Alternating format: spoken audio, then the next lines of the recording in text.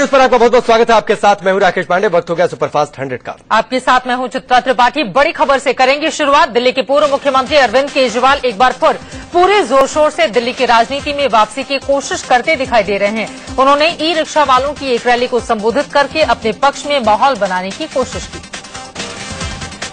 केजरीवाल ने e rickshaw वालों को संबोधित करते हुए पिछली बार सीएम पद से इस्तीफा देने पर माफी मांगी और कहा कि इस बार 5 साल तक इस्तीफा नहीं देंगे।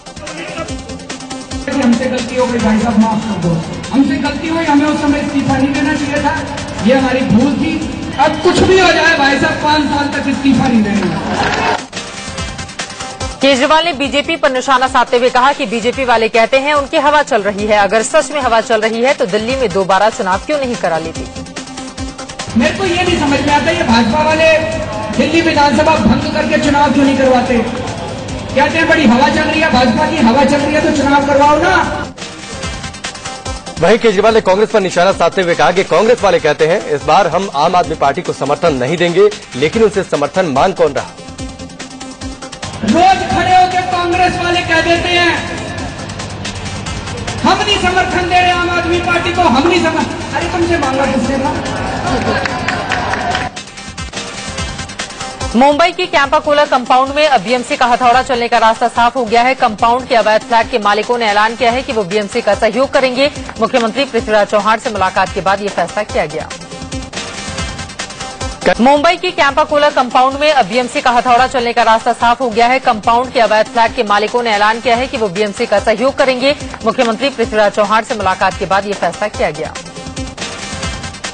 कैंपाकोला कंपाउंड के लोगों ने बीएमसी से अपने विरोध प्रदर्शन के लिए माफी भी मांगी। सीएम से मिलने के बाद कंपाउंड के अवैध फ्लैट के मालिकों ने कहा कि वो सुप्रीम कोर्ट के आदेश को मानेंगे और बीएमसी की राह का रोड़ा नहीं बनेंगे। 3 दिन से आर पार के मूड में बीएमसी का विरोध कर रहे कैंपाकोला सोसाइटी के लोगों ने सीएम से मुलाकात की। सीएम ने लोगों को मदद का भरोसा दिया। सोसाइटी के लोगों ने कोर्ट के जरिए लड़ाई लड़ने का फैसला किया है। आज जब बीएमसी की टीम कैंपाकोला कंपाउंड पहुंची थी तो विरोध हंगामे के बीच एक बुजुर्ग महिला बेहोश हो गई थी, जिसके बाद बीएमसी के अधिकारियों को कार्रवाई रोकनी पड़ी। बीएमसी के अधिकारी बिजली और पानी का कनेक्शन काटने पहुंचे थे। मुंबई में कैंपाकोला सोसाइटी में अवैध फ्लैटों को खाली करवाने का काम पिछले 3 दिनों से चल रहा है। पहले दोनों दिन बीएमसी को बैरंग लौटना पड़ा था। अब जब अवैध फ्लैट के मालिक झुक गए हैं तो यहां बीएमसी की कार्रवाई का रास्ता साफ हो गया है। दिल्ली में कांग्रेस ने मोदी सरकार के खिलाफ हल्ला बोला। कांग्रेस नेता अरविंदर सिंह लवली की अगुवाई में कार्यकर्ताओं ने मोदी सरकार का पुतला फूंका। इन लोगों ने रेल किराए में हुई बढ़ोतरी और बिजली पानी के संकट पर सरकार को घेरा।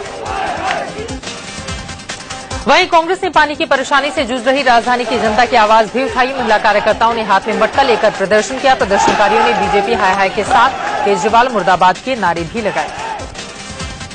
भोपाल में कांग्रेस कार्यकर्ताओं ने रेल किराया बढ़ोतरी के विरोध में जोरदार प्रदर्शन किया। पुलिस और प्रदर्शनकारियों के बीच काफी देर तक धक्का मुक्की हुई। हंगामे पर काबू पाने में पुलिस वालों के पसीने छूटे।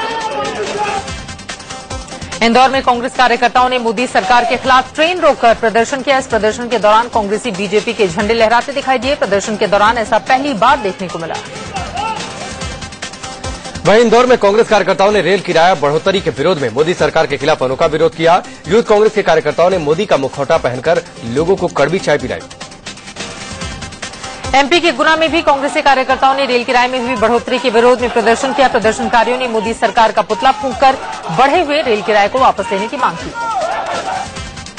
रेल किराए में बढ़ोतरी के खिलाफ यूपी में समाजवादी पार्टी ने अलग अलग जगहों पर ट्रेनें रोकी, प्रदर्शन किया। मेरठ और प्रतापगढ़ में एसपी कार्यकर्ता पटरी पर उतर आए और काफी देर तक ट्रेनें रोके रखी।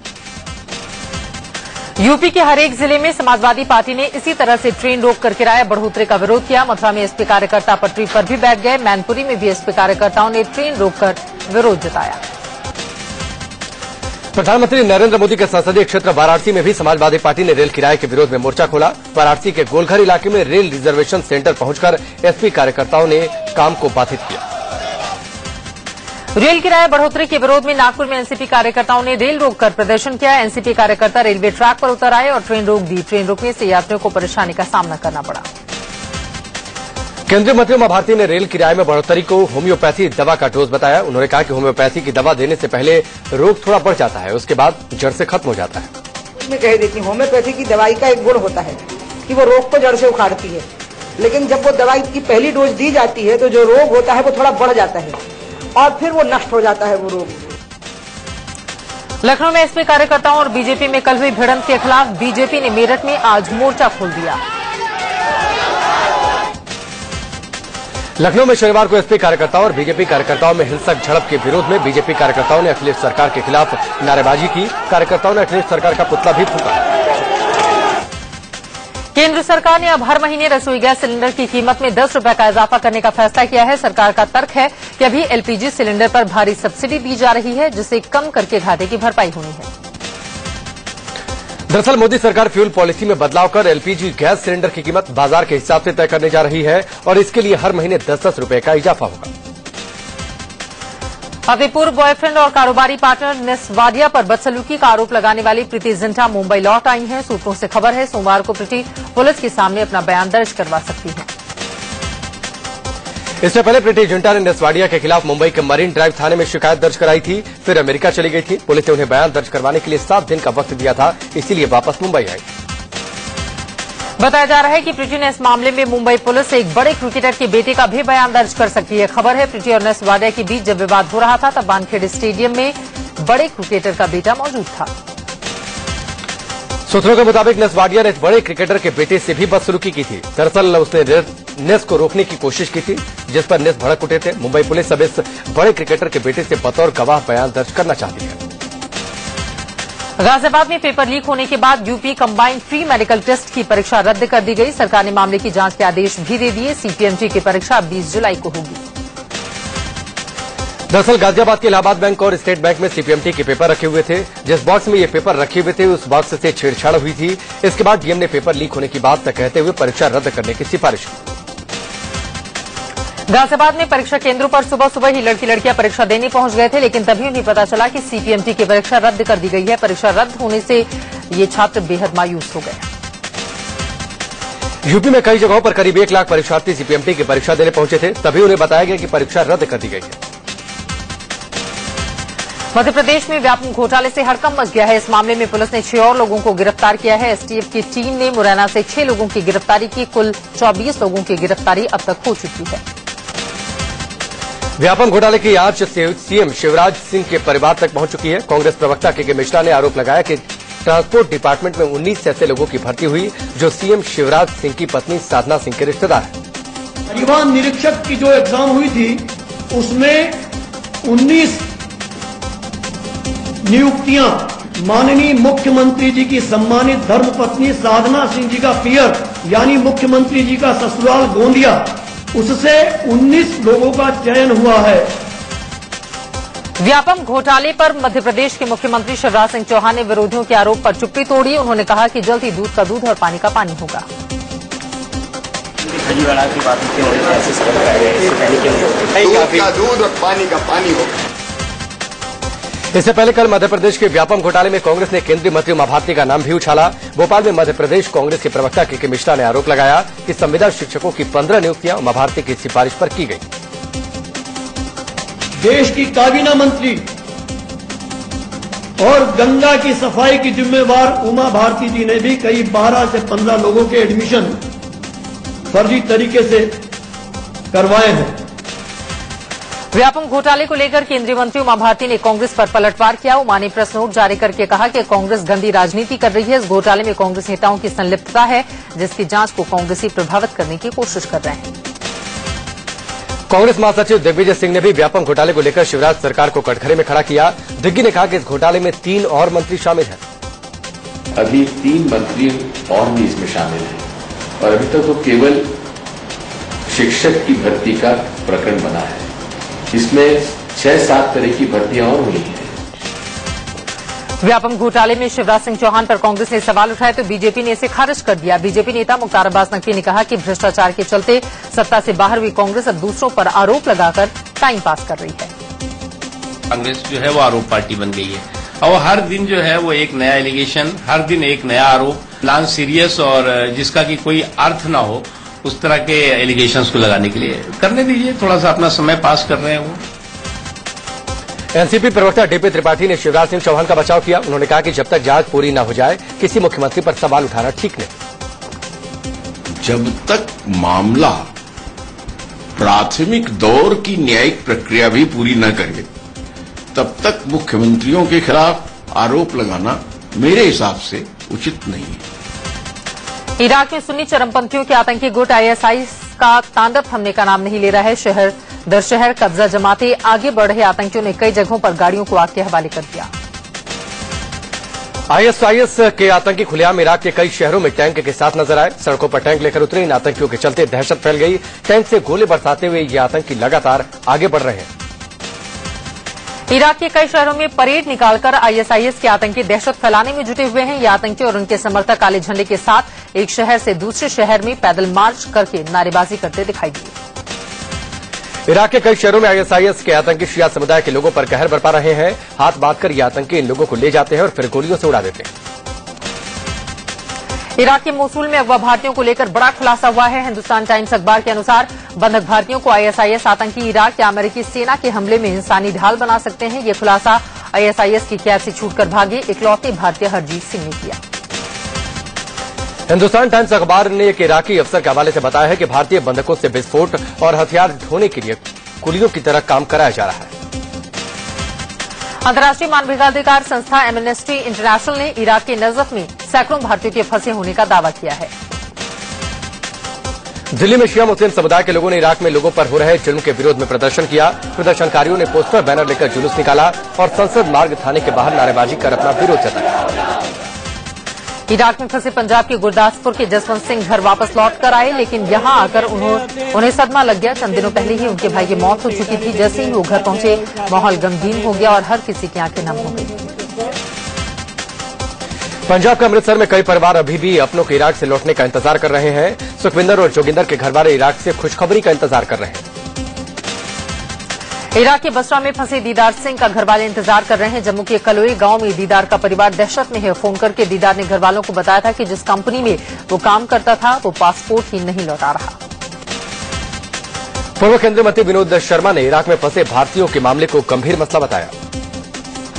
सरकार को भी बहुत ही ज्यादा इसका संज्ञान लेना चाहिए। ये बहुत सीरियस मुद्दा है। उस देश में, उस मुल्क में सिविल वॉर चल रही है, हालात अच्छे नहीं है। भारत के बहुत से लोग फंसे हैं और अंबाला के खासतौर पे बहुत से लोग फंसे हैं। विदेश मंत्री सुषमा स्वराज 25 जून को 3 दिनों के बांग्लादेश दौरे पर रवाना होंगी। सुषमा बांग्लादेश के विदेश मंत्री से द्विपक्षीय वार्ता करेंगी। बांग्लादेश के 3 दिनों के दौरे में विदेश मंत्री सुषमा स्वराज मेजबान राष्ट्रपति अब्दुल हमीद से भी मुलाकात करेंगी। साथ ही बांग्लादेश की प्रधानमंत्री शेख हसीना से भी मिलेंगी। बांग्लादेश के उद्योग की हस्तियों से भी वो बात करेंगे। केंद्रीय मंत्री नितिन गडकरी ने कहा है कि बीजेपी के वरिष्ठ नेता लालकृष्ण आडवाणी में राष्ट्रपति बनने की काबिलियत है। उन्होंने कहा कि जो नेता डिप्टी पीएम रह चुका है उसे अगर लोकसभा अध्यक्ष बनाया जाता है तो ये तर्कसंगत नहीं रहता। नितिन गडकरी ने मुरली मनोहर जोशी को योजना आयोग का उपाध्यक्ष बनाए जाने की खबरों का खंडन किया। गडकरी ने कहा कि मुरली मनोहर जोशी बीजेपी के थिंक टैंक हैं और पार्टी निश्चित रूप से उनके अनुभव और ज्ञान का इस्तेमाल करेगी। दिल्ली के न्यू अशोकनगर इलाके में बीजेपी के एक कार्यक्रम में एक नाबालिग लड़का पानी बांटता दिखाई दिया। इस कार्यक्रम में मोदी सरकार के मंत्री जूही लोरम भी मौजूद थे, लेकिन किसी ने भी बच्चे को ऐसा करने से रोकने की कोशिश नहीं की। हरियाणा कांग्रेस में खुलकर बगावत सामने आ चुकी है। वीरेंद्र सिंह ने मुख्यमंत्री भूपेंद्र सिंह हुड्डा का विरोध किया, नेतृत्व परिवर्तन की मांग की। उन्होंने कहा कि अगर हुड्डा के नेतृत्व में चुनाव हुए तो वो कांग्रेस से चुनाव नहीं लड़ेंगे। हुड्डा चीफ मिनिस्टर रहते रहते कांग्रेस इसके नेतृत्व में चुनाव कराएगी तो वीरेंद्र सिंह कांग्रेस के झंडे के नीचे चुनाव नहीं। हरियाणा के कद्दावर कांग्रेस नेता वीरेंद्र सिंह ने बीजेपी से नजदीकियां बढ़ने के कयास को खारिज किया। उन्होंने कहा कि बीजेपी के किसी भी नेता से उनकी मुलाकात नहीं हुई है। वो एक विशाल रैली कर आगे की योजना का ऐलान करेंगे। उधर हरियाणा के मुख्यमंत्री भूपेंद्र सिंह हुड्डा ने कहा कि जनता कांग्रेस के विधायक और सोनिया गांधी के अलावा उन्हें कोई भी पद से नहीं हटा सकता। हुड्डा ने शुक्रवार को कांग्रेस अध्यक्ष सोनिया गांधी से मुलाकात की थी। हरियाणा में इसी साल होने वाले विधानसभा चुनाव से पहले पूर्व केंद्रीय मंत्री विनोद शर्मा ने अपनी रणनीति का खुलासा किया है। उन्होंने नई पार्टी बनाने का ऐलान कर दिया। विनोद शर्मा ने बताया कि उनकी पार्टी का नाम जन चेतना पार्टी होगा। हमें जो नाम मिला है, जो नाम मतलब अप्रूव हुआ है, वो जन चेतना पार्टी के नाम से मिला है। जन चेतना के नाम से पार्टी शुरू करेंगे। जन चेतना के नाम से ही प्रक्रिया शुरू हुई। विनोद शर्मा ने प्रदेश के युवाओं के हक में आवाज उठाते हुए सरकार पर भी सवाल उठाए। उन्होंने कहा कि सर्विस सिलेक्शन कमीशन के तहत होने वाले इंटरव्यू में सरकार अपने चहेतों को फायदा पहुंचा रही है। इंटरव्यू के जरिए रिजर्विंग उम्मीदवारों को इग्नोर करके नौकरी देने की कोशिश की जाएगी अपने चहेतों को, तो इसका विरोध बहुत जोर से करेंगे। विनोद शर्मा ने बताया कि पार्टी की सेंट्रल कमेटी समेत तमाम कमेटियों के गठन का काम करीब करीब पूरा हो गया है। उन्होंने साफ किया कि वो विधानसभा चुनाव में ज्यादातर सीटों पर चुनाव लड़ेंगे। देखिए 90 पूरी हों कह नहीं सकते, लेकिन most of the 90 seats, may be 80, may be 85, may be 88, तो आई कांट कमिट के 90 की 90 होंगी, लेकिन 90 की मोस्ट ऑफ द सीट्स पे हम लड़ेंगे। और ज्यादा सीटें 80 भी हो सकती हैं, 85 भी, 1-2 की इधर हो जाए, लेकिन अभी संभावना यही है कि सब सीटों पर लड़ेंगे। साथ ही उन्होंने गठबंधन के सवाल पर कहा कि अभी कुछ भी नहीं कहा जा सकता, लेकिन राजनीति में संभावनाओं पर विराम नहीं लगाया जा सकता। गठबंधन की संभावनाओं पे इनकार तो कभी नहीं किया जाता, राजनीति में कभी नहीं किया जाता, लेकिन एज ऑफ नाउ, अभी के मौके पे ऐसी कोई चर्चा नहीं है, ऐसी कोई बात नहीं चल रही है। लेकिन राजनीति में आगे क्या होने वाला है, इसके बारे में विराम नहीं लगाया गया। दिल्ली यूनिवर्सिटी में एफवाईयूपी पर यूजीसी और डीयू कुलपति आमने सामने आ गए हैं। यूजीसी ने डीयू और संबंधित कॉलेजों को निर्देश दिया है कि सभी एडमिशन 3 साल वाले अंडर ग्रेजुएट प्रोग्राम हो। इस सेशन में एफवाईयूपी नहीं चलेगा। वहीं डीयू के कुलपति दिनेश सिंह अभी भी एफवाईयूपी यानी 4 साल के अंडर ग्रेजुएशन कोर्स पर अड़े हुए हैं। प्रधानमंत्री नरेंद्र मोदी के संसदीय क्षेत्र वाराणसी की काया पलटने वाली है। वाराणसी, श्रावस्ती, कुशीनगर को इंटरनेशनल टूरिस्ट हब बनाने के लिए वर्ल्ड बैंक ने $30 करोड़ की योजना को सैद्धांतिक सहमति दी है। बुद्ध सर्किट से जुड़े वाराणसी, श्रावस्ती और कुशीनगर के अफसरों के साथ वर्ल्ड बैंक की टीम ने एक अहम बैठक की। इस सर्किट के टूरिस्ट क्षेत्रों टूरिस्ट हब बनाने के लिए वर्ल्ड बैंक ने $30 करोड़ की योजना को सैद्धांतिक सहमति दी है। बुद्ध सर्किट से जुड़े वाराणसी, श्रावस्ती और कुशीनगर के अफसरों के साथ वर्ल्ड बैंक की टीम ने एक अहम बैठक की। इस सर्किट के टूरिस्ट क्षेत्रों को विकसित करने की योजना पर विचार हुआ।